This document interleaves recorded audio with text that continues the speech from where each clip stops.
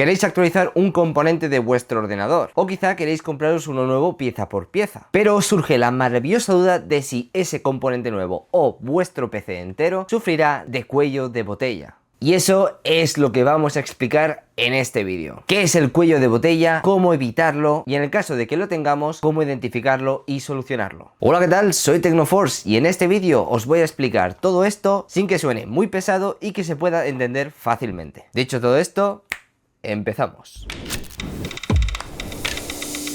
Comenzamos por lo básico. ¿Qué es el cuello de botella? Pues básicamente es a lo que denominamos como limitación de nuestro hardware. Para decirlo de una forma más clara, básicamente es un componente que es bastante menos potente que otro, por lo que hace que el componente más potente no pueda dar su máxima potencia por culpa de este, porque no tiene suficiente capacidad para recogerla. ¿Qué componentes pueden dar cuello de botella? Pues realmente en un PC pueden darlo absolutamente todo, o bueno, prácticamente. Pero ¿cuáles son los más importantes y los que más identificamos? La CPU, la GPU y la RAM. Esos son los tres componentes que eventualmente son más fáciles de identificar y a los que más prestamos atención. Pero la placa base o la fuente de alimentación también puede dar este cuello de botella. Bien, una vez sabemos la explicación y cuál es el concepto del cuello de botella, ¿cómo podemos evitar esto? Pues así, a muy grosso modo, podemos evitarlo de una forma muy sencilla, y es coger todos los componentes de forma equilibrada. ¿Cómo podemos hacer esto? Pues hay una manera muy sencilla de poder evitarlo, aunque no sea 100% la más fiable, pero en el 90% de los casos vamos a tener un buen resultado. Y es que si os queréis actualizar un componente de vuestro ordenador o queréis montaros un PC nuevo, tenéis que tener en cuenta la fecha de fabricación de estos componentes, porque así sabremos más o menos que la compatibilidad es bastante similar. Por ejemplo, si tienes un procesador de Intel de octava generación, pues hombre, yo no compraría una 4080. Lo más probable es que yo comprara una serie 30, porque aunque muy probablemente la pongamos y podamos jugar tranquilamente, estaremos desperdiciando todo el potencial de esta 4080, ya que el procesador no será capaz de asimilar todos los fotogramas que nos pueda dar. Y a esto me refería con equilibrio. Si tenemos un i5 o un i7 de octava generación, lo más equilibrado sería comprar cualquier gráfica de las series 20, pero también podríamos funcionar con la serie 30. ¿Cómo podemos darnos cuenta de que estamos sufriendo cuello de botella? Lo mejor para darse cuenta de esto es hacer las pruebas en bajas resoluciones. Por ejemplo, pongámoslo en 1080, que además a día de hoy aún sigue siendo la resolución más estándar para la mayoría de gamers. Tened en cuenta que cuanto más bajemos la resolución, más tiraremos de procesador y menos de tarjeta gráfica, por lo que ahí hace sufrir más el procesador y por eso se pueden comparar realmente los procesadores, porque básicamente veremos qué procesador hace que tire más que otro. Pero bueno, todo esto es muy extenso y nosotros queremos hacer algo más sencillo. Normalmente identificaremos el cuello de botella porque el procesador está rindiendo más que la tarjeta gráfica. Si tenemos nuestro procesador trabajando al 80 o al 90% y la gráfica al 20 o 30%,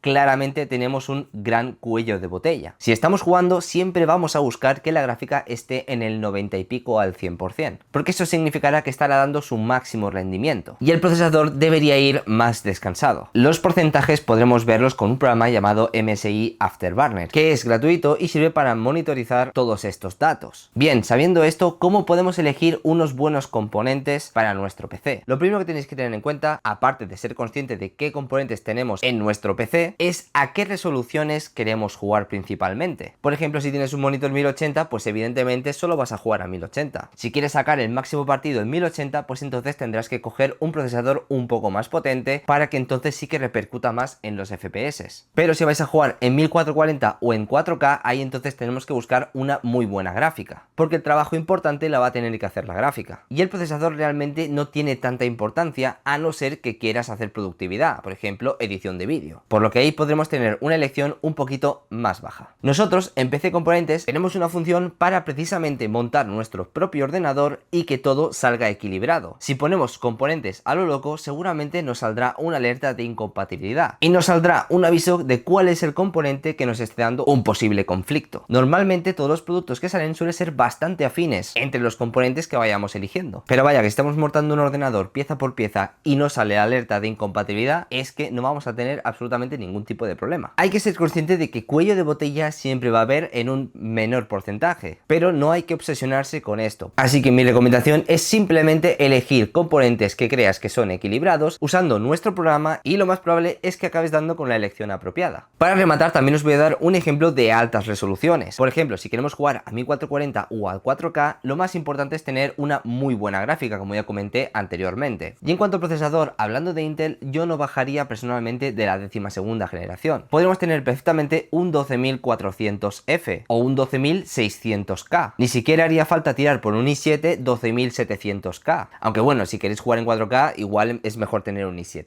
Pero más o menos para que se hagáis una idea. Y lo mismo para nuestra placa base y la RAM. Si tenéis una placa base DDR4 con una frecuencia máxima de 3600 MHz, no podéis poner unas tarjetas RAM DDR5 con una frecuencia de 6000 MHz, porque van a estar limitadas y se desaprovechará el desempeño máximo que puede llegar esas RAMs. Y tened en cuenta que con un mínimo de 16 GB de RAM, sea la frecuencia que sea, ya podremos jugar suficientemente bien a todo. Dicho todo esto, espero que os haya quedado bastante claro el concepto de cuello de botella y cómo solucionarlo. Básicamente es identificar qué componentes tenemos y si están equilibrados. Y una cosa más os voy a decir: las calculadoras de cuello de botella que hay por internet no tenéis que hacerles ni caso. Ninguna que haya probado yo haya visto que funcionen bien. Y muchas de las veces nos va a dar porcentajes descabellados para los componentes que le pongamos. Así que lo dicho, si usáis nuestra función de nuestra propia web, simplemente para saber si los componentes son compatibles entre sí, vais a tenerlo más que claro. Y esto sería todo. Si os ha gustado y os ha ayudado, lo más importante, este vídeo, dadle una manita arriba, suscribiros al canal de PC Componentes, porque esto lo hacemos con mucha pasión y pretendiendo ayudaros lo máximo posible, y nos vemos en un próximo vídeo. Adiós, adiós.